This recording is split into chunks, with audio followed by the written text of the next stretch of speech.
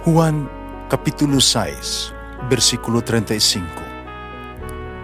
Si Jesus miingon kanila, "Ako mao ang pan nga naghatag sa kinabuhi. Ang muari kanako dili nagayod gutomon, ug ang mutuo kanako dili nagayod uhawon." Ang mga puno Pan sa kinabuhi. maglikon unta sa mong pagtuo ug gagaka kami sa pagtuman sa imong mahal nga kasuguan. Ang Ginoo manaa kaninyo. Santo si Ebanghelyo sumala ni San Mateo. Unya mga tinunan mi duol kang Jesus tangutana kaniya. Kano mi gamit ka magsambingay, inigsulti mo kanila. Si Jesus mitubag, ang mga tinago sa gingharian sa langit, ipadayag na kaninyo. Parwala ipadayag kanila.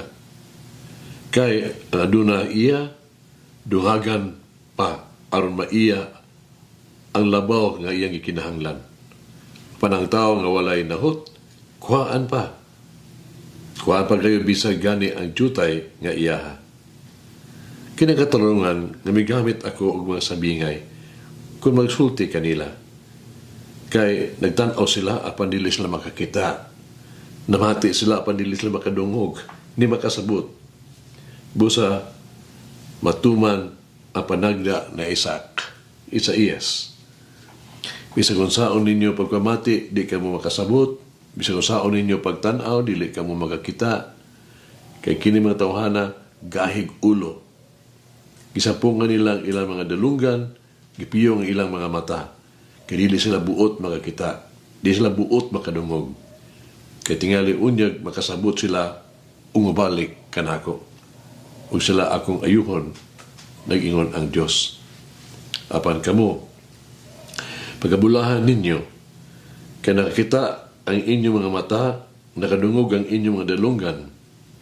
Hinundumi kini, daghang mga propeta o daghang mga tao sa Diyos, kabuot gayon unta mo tanaw sa inyong nakita, apan sila wala gyud makakita. Umamati sa inyong nadungog, apan wala sila makabati. Ang Ebanghelyo sa Ginoo.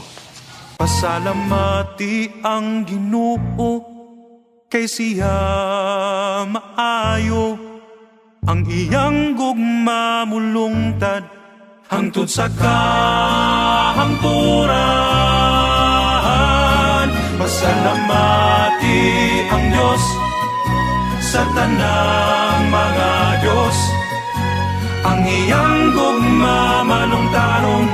Pasalamati ang Ginoo sa mga Ginoo, ang iyang gugma balungtaron.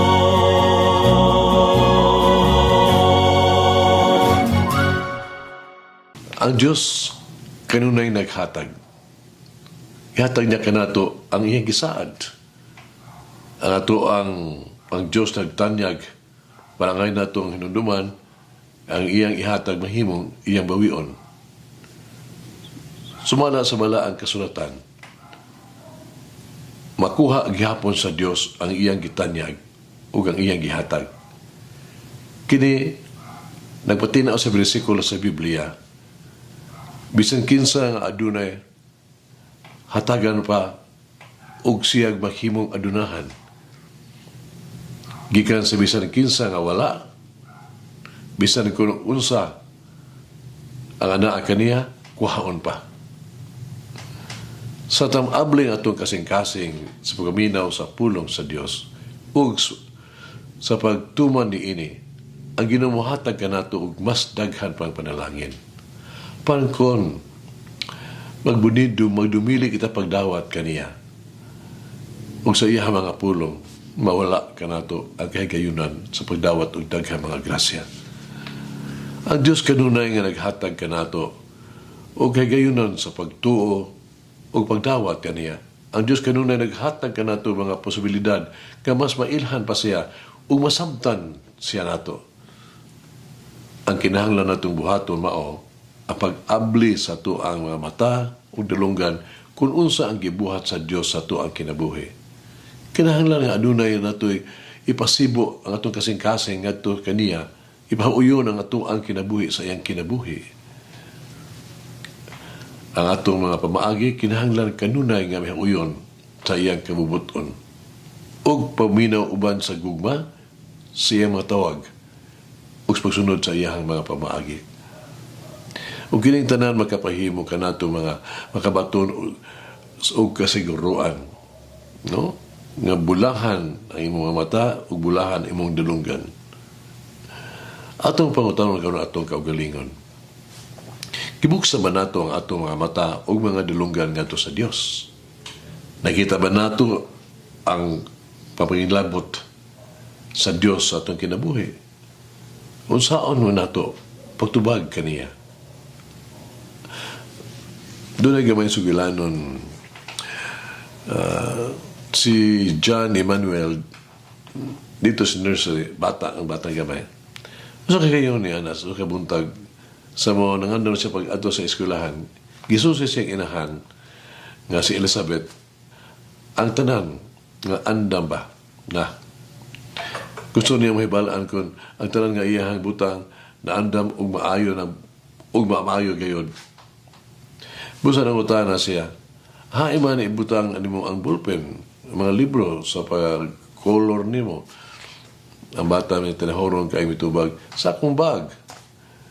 Unsa man imo ang imong sandwich and fruit juice. Pinlag akong anak, iman mo ibutang siya.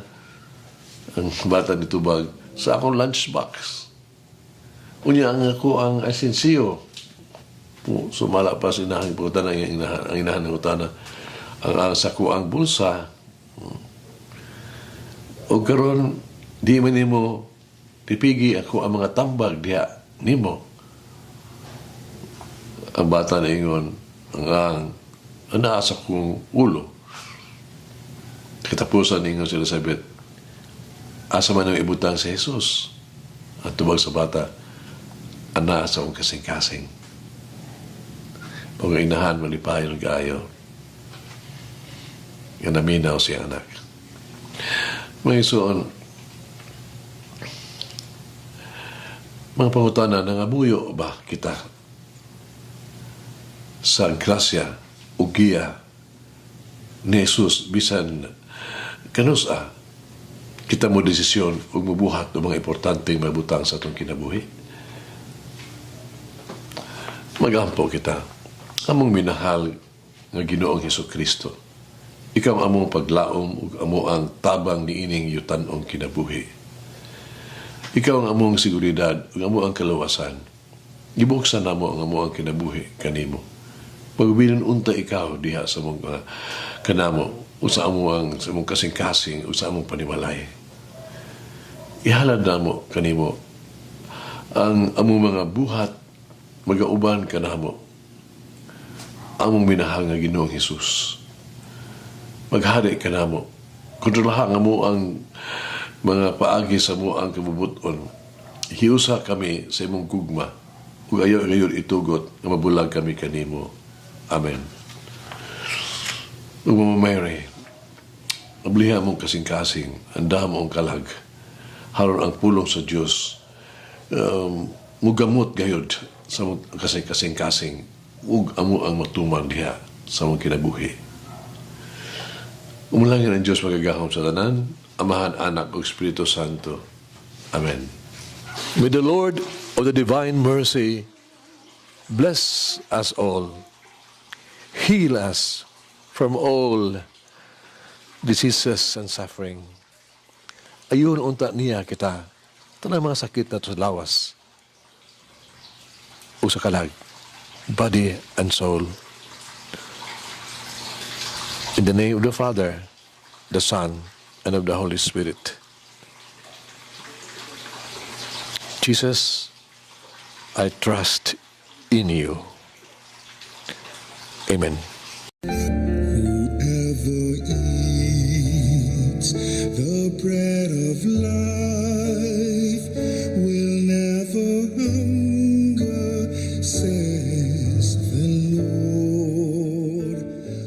Kay galaan inyo nabati ang pagpaambit ug hamubong pamalandong sa pulong sa Dios pinaagi sa tulumanon. Pan sa kinabuhi nga gidumala ni Monsignor Daddy Silva. Hangtod na usab sa sunod higayon, daghang salamat. The bread of life.